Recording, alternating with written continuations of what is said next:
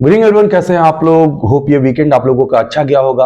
Market के context में अगर बात करेंगे तो लास्ट वीक जो मार्केट रही है वो अपनी अपवर्ड डायरेक्शन को मेंटेन की है। निफ्टी ने हिस्टोरिकल हाई को हिट किया है और वॉल्यूम भी एबव एवरेज देखने को मिला। हालांकि वोलाटिलिटी थोड़ा ज्यादा रही, साथ ही साथ एफआईज ने लगातार आउटफ्लो किया है, सेलिंग किया है, लेकिन फिर भी मार्केट में एक बुलिश मोमेंटम जारी रहा है। उसका रीजन सबसे बड़ा है कि यूएस में देखेंगे तो एनवीडिया का कॉर्पोरेट जो रिजल्ट है वो कॉर्पोरेट अर्निंग्स काफी अच्छा आया और उसके कारण ग्लोबल मार्केट काफी बेहतरीन होते हुए नजर आए। ऑयल प्राइसेस भी स्टेबल रहे, तो ओवरऑल कहीं ना कहीं मार्केट को पॉजिटिव सेंटिमेंट्स देते हुए नजर आए। लेकिन बात करेंगे अगले सप्ताह को लेकर के, कैसे रहेंगे मार्केट के डायरेक्शंस, साथ ही साथ कौन ऐसे की इवेंट्स है जो मार्केट के डायरेक्शन को अगले सप्ताह डिसाइड करेंगे, इन सब के बारे में इस वीडियो में बात करूंगा। Stay tuned.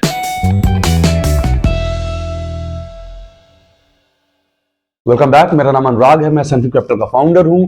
फ्रेंड्स, अगर आपने इस चैनल को सब्सक्राइब नहीं किया है तो चैनल को सब्सक्राइब कीजिए, वीडियोस को लाइक एंड शेयर कीजिए और बेल आइकन को जरूर प्रेस कीजिए ताकि हमारे द्वारा पोस्ट किए गए वीडियोस के लेटेस्ट नोटिफिकेशंस आपके मोबाइल पे सबसे पहले पहुंच जाए।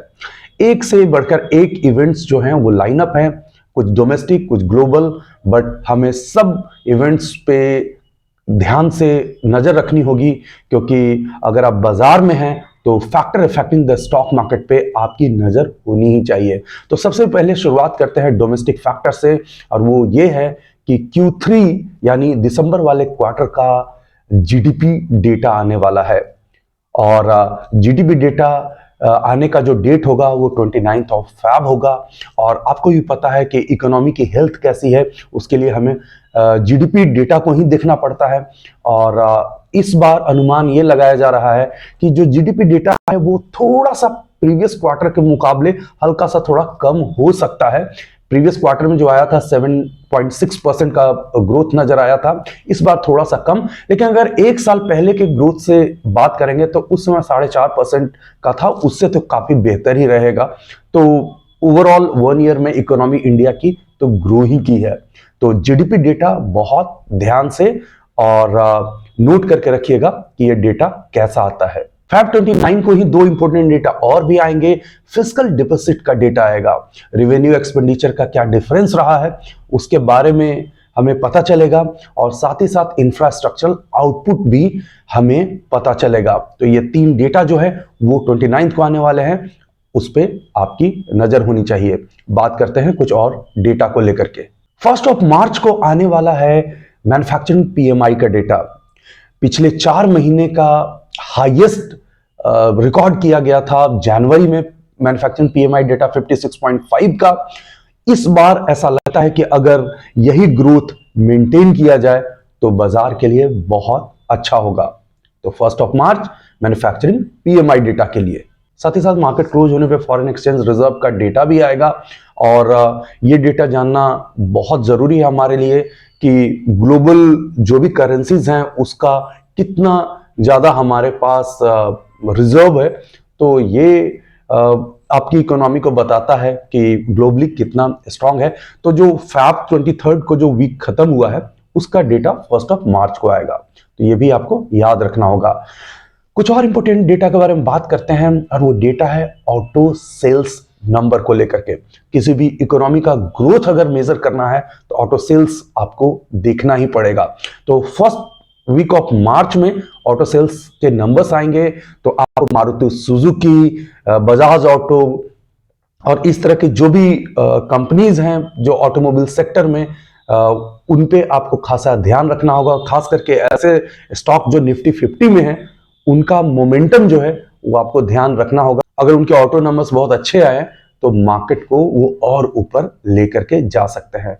तो पहला सप्ताह जो होगा मार्च का वो ऑटो सेल्स नंबर्स को लेकर के डेडिकेटेड रहेगा। अगर आप बात करेंगे निफ्टी ऑटो इंडेक्स को लेकर के, जो सारे जो टॉप के ऑटो स्टॉक्स हैं उनके बारे में ये इंडेक्स बताता है, तो जनवरी में अभी तक 7% से ऊपर ये राइज करता हुआ नजर आया है। जहां निफ्टी फरवरी में 2.2% ही अपसाइड हुई है, इसने कंप्लीटली आउट परफॉर्म किया है।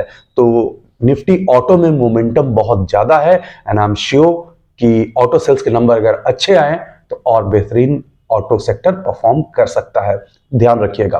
तो ये तो बात हो गई डोमेस्टिक डेटास के बारे में, इवेंट्स को लेकर के। अब बात कर लेते हैं कि कुछ ग्लोबल इवेंट्स है, तो उसे लेकर के जरा बात कर लेते हैं। तो सबसे पहले बात करेंगे यूएस का Q4 का जीडीपी डेटा आएगा। इंडिया में दिसंबर वाले क्वार्टर को Q3 बोलेंगे और यूएस में उसे Q4 बोलते हैं, जरा याद रखिएगा।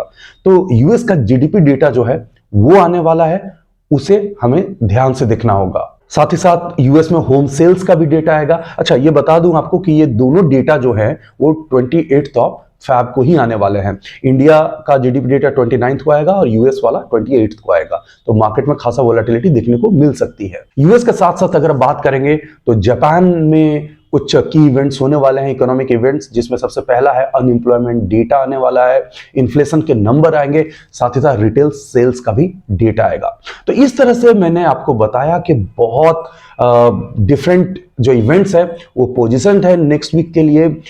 एफआईज का भी थोड़ा सा हम ध्यान रखेंगे कि एफआईज ने आउटफ्लो किया है लेकिन डीआईज ने जरा संभाला है। साथ ही साथ ऑयल प्राइसेस कंफर्टेबल रहे हैं।